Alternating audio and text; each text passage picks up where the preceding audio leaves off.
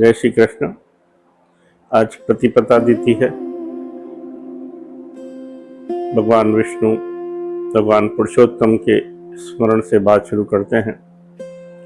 शांताकारं भुजगशयनं पद्मनाभं सुरेशं विश्वाधारं गगनसदृशं मेघवर्णं शुभांगं लक्ष्मीकान्तं कमलनयनं योगिभिर्ध्यानगम्यं वन्दे विष्णुं भवभयहरं सर्वलोकैकनाथं। ओम विष्णवे नमः। आज की कथा का शीर्षक भगवान को भूख लगी है। भूख हम सबके जीवन का एक भाग है। बस अंतर यह है कि प्रत्येक व्यक्ति के लिए भूख अलग अलग है। कुछ लोगों को लिए धन, वैभव, भौतिक सुख सुविधा, पद, पैसा, इनकी भूख है। कुछ लोगों को धर्म की, मानव सेवा की, जन कल्याण की और धर्म के पथ पर चलने की भूख है। अलग अलग प्रकार की भूख के शांत करने के तरीके भी अलग अलग हैं। कई बार तृप्ति होती है, जिनमें दूसरे प्रकार की भूख है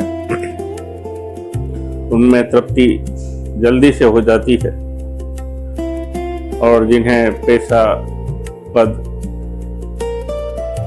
आत्म प्रशंसा आदि की भूख है वो सामान्यतः अतृप्त ही रहते हैं और अतृप्त ही चले जाते हैं।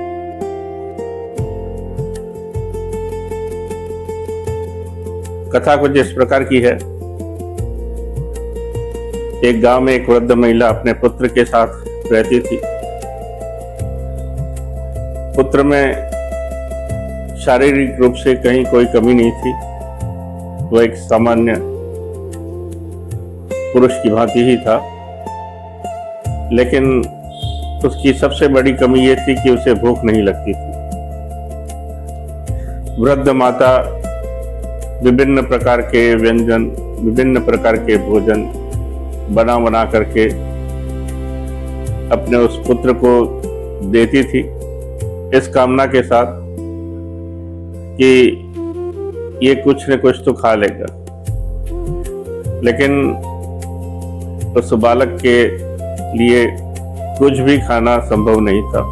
थोड़ा बहुत वह जबरदस्ती किसी प्रकार से खा लेता था, और इस कारण वह दिन प्रतिदिन दुर्बल होता जा रहा था, कमजोर होता जा रहा था। वृद्ध माता अपनी धार्मिक भावना के अंतर्गत जिस मंदिर में जाती, जब भी भगवान की पूजा अर्चना करती, वह एक ही फल की कामना करती थी कि मेरे बेटे को भूख लगने लग जाए, वह ठीक तरीके से खा पाए और शारीरिक रूप से मजबूत बन जाए, ऐसी कृपा कर देना भगवान। निरंतर एक ही प्रार्थना सुन करके एक दिन भगवान ने उसका मनोरथ पूर्ण कर दिया। बच्चा अब भोजन करने लग गया, लेकिन जब भोजन करने लग गया तो एक समस्या और पैदा हो गई।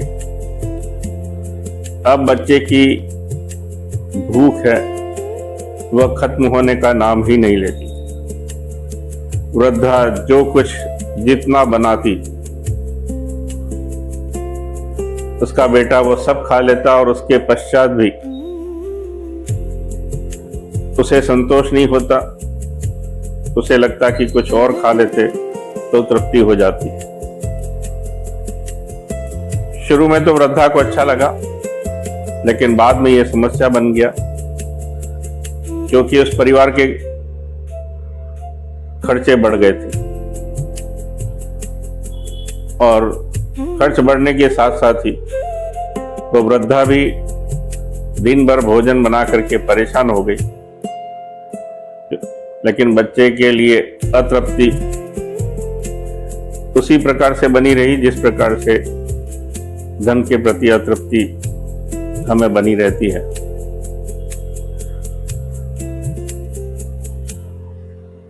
परेशान वृद्धा एक ज्ञानी पुरुष के पास गई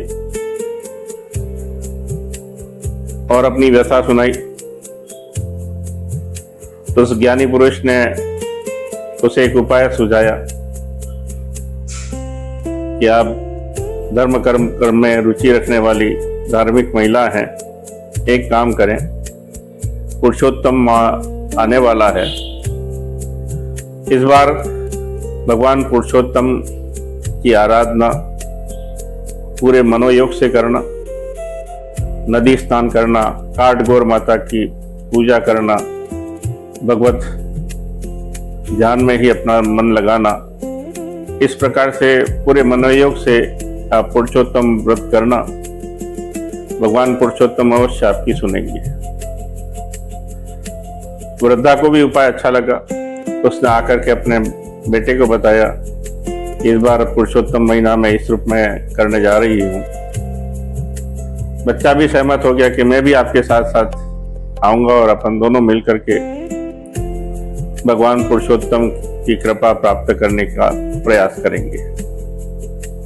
पुरुषोत्तम माह प्रारंभ होता है, दोनों माँ बेटा जैसा नियम है उस नियम पूर्वक भगवान पुरुषोत्तम की आराधना करते हैं, एक समय भोजन करते हैं, फर्श पर सोते हैं और इस प्रकार से सारे नियम कायदों को मानते हुए भगवान के प्रति सच्ची श्रद्धा रखते हुए अपना व्रत पूर्ण करते हैं। मास पूर्ण होता है, भगवान पुरुषोत्तम प्रसन्न होते हैं और प्रसन्न होकर के आशीर्वाद प्रदान करते हैं कि इस बच्चे की भूख सामान्य हो जाए, वो सामान्य रूप से खाने पीने लग जाए, ऐसा आशीर्वाद प्रदान करते हैं। व्रत उद्यापन के पश्चात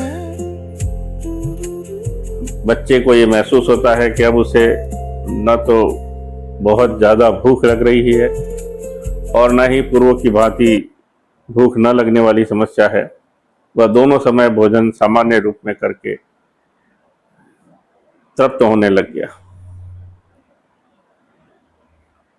और इस प्रकार से भगवान पुरुषोत्तम की कृपा से उस परिवार की जो समस्या थी वह दूर हो गई। मुझे लगता है कि इस कथा का अभिप्राय यह है कि हमें भी अपनी भूख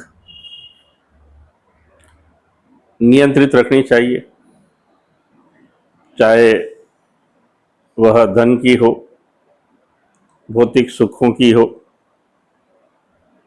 या किसी पद प्रतिष्ठा और आत्म प्रशंसा की हो।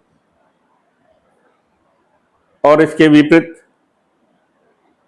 यदि हम समाज के लिए कार्य कर रहे हैं, देश हित में कार्य कर रहे हैं, भगवान के स्मरण के लिए कार्य कर रहे हैं, तब भी हमें इतनी भूख रखनी चाहिए कि परिवार और समाज के बीच में संतुलन बना रहे। हमारी भूख किसी में भी, जिसमें तृप्ति होती है उसमें भी और जिसमें अतृप्ति रहती है उसमें भी नियंत्रित होनी चाहिए, तो ही व्यक्ति कुशलतापूर्वक अपनी सारी जिम्मेदारियों को पूरा करता हुआ जीवन यापन कर सकता है। आज की कथा को यहीं विराम देते हैं। जय श्री कृष्ण। राधे कृष्ण। राधे राधे।